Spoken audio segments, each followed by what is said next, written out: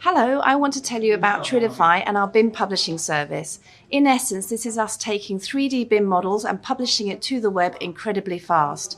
It's for anybody in the AEC professional market, any associated businesses, basically anybody who has access to BIMs.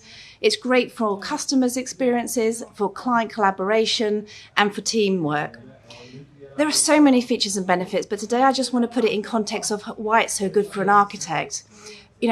Throughout the whole BIM workflow, from conceptual stuff through to design, through to build, there are so many decisions that need to be made. And if you can actually put together a 3D model online and share it so easily, then, it makes your job so much better.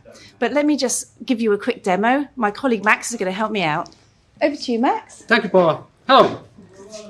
So, one thing you need to do is to open the URL code that our service provides you, and then open it in a web browser. And from there on, you can start viewing your model, and also you can choose to view only just one story of the model. And we can also zoom in if we need to, and also rotate the model. And also we can dive into the model. And also we can move inside the model just by clicking to a location, and then we move up to over there. So basically it's a really simple way to do this. So back to you, Paul. Great, thanks Max.